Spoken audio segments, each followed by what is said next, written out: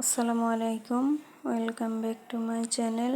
আজকে আমি আপনাদের সাথে শেয়ার করব 2টা ডিম দিয়ে আটার তৈরি কেক। প্রথমে আমি 1.5 কাপ আটা নিয়ে নেব। আমি এখানে তীর ব্র্যান্ডের আটাটা ব্যবহার করেছি। আপনারা চাইলে যে কোনো ব্র্যান্ডের আটা ব্যবহার করতে পারেন।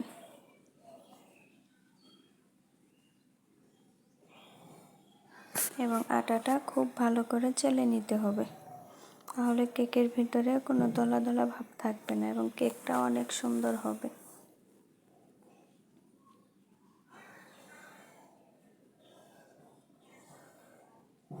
এবং এখানে মেজারমেন্ট চামচের 1.5 চা চামচ বেকিং পাউডার দিয়ে দিব।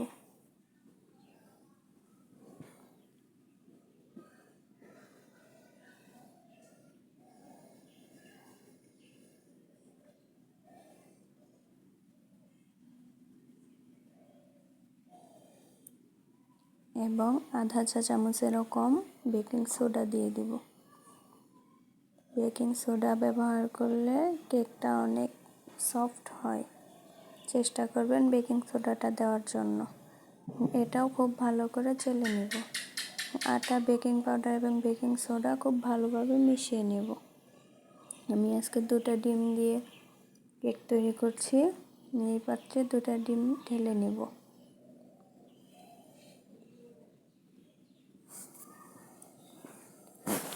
ডিম যদি ফ্রিজে থাকে তাহলে অবশ্যই 30 মিনিট আগে বের করে রুম টেম্পারেচারে নিয়ে আসবেন। অবশ্যই স্বাভাবিক তাপমাত্রার ডিম দিয়ে কেক বানাতে হবে। আমি আজকে এই বিটার দিয়ে কেক বানাবো। এই বিটারটা ব্যবহার করা খুবই সহজ। প্রথমে আমি ডিমটা একটু ভালো করে ফেটিয়ে নেব। এরপর 1 কাপের থেকে একটু কম চিনি নিয়ে নেব। চিনিটা আমি 2 থেকে 3 বারে মিক্স করব। একবারে দেওয়ার থেকে 2 থেকে 3 বারে চিনিটা দিয়ে মিক্স করলে মিশ্রণটা খুব ভালো হয়। চিনিটা তাড়াতাড়ি গলে যায়। খুব ভালো করে মিক্স করতে হবে। ডিম আর চিনি ভালোভাবে মিক্স হয়ে গেলে আমি এখানে আধা কাপ লিকুইড দুধ মিক্স করব। প্রত্যেকটা উপাদান দেওয়ার পর ভালোভাবে মিক্স করতে হবে। আমি এখানে আধা কাপের একটু কম সরিষার তেল দিয়ে দিব।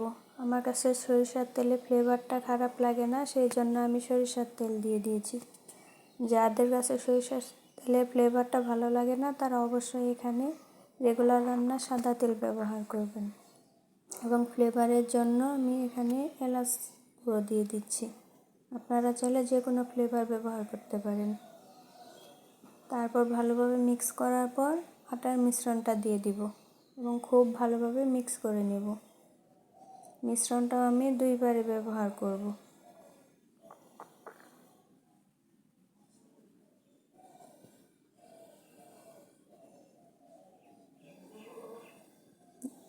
খুব ভালোভাবে মিক্স করতে হবে।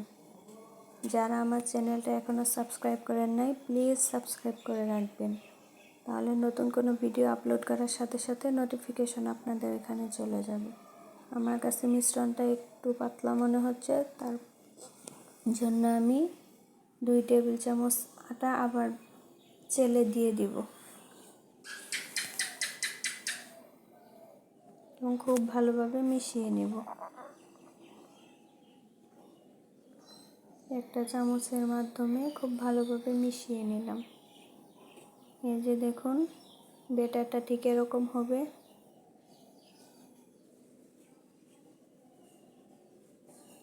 এই যে এখন আমি কেকের মোল্ডের চতুর্পাশে তেল দিয়ে নিয়েছি।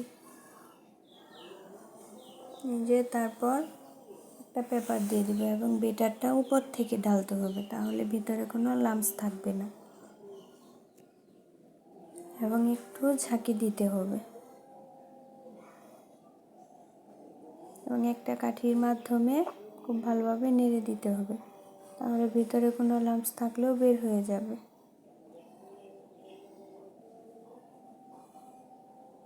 আপনারা এই নিয়ম ফলো করে কেক বানাতে পারেন, আশা করি নিরাশ হবেন না। কেকটা খুবই মজার হয়েছিল। কেকটা আজকে আমি মাটির চুলায় রান্না করব। এই যে মাটির হাঁড়ি বসিয়ে দিয়েছি এবং 10 মিনিট গরম করে ঢাকনা দিয়ে ঢেকে গরম করে তার উপরে কেকের মোলটা বসিয়ে নিয়েছি। ফিরে আসবো 35 মিনিট পর। যে কেকটা 25 মিনিট পর হয়ে গেছে এবং ঠান্ডা করে নিয়ে চলে আসলাম। দেখতেই পাচ্ছেন আমার কেকটা কতটা সফট হয়েছে। যে কেকটা মোল্ড আউট করে নিলাম, নিচে একটু উপরে যায়নি, খুবই ভালো হয়েছে। দেখুন কেকটা কতটা নরম হয়েছে, দেখেই নিশ্চয়ই বুঝতে পারছেন। খুবই মজাদার এই কেক, বাড়িতে একবার হলেও ট্রাই করবেন। আজ এই পর্যন্ত।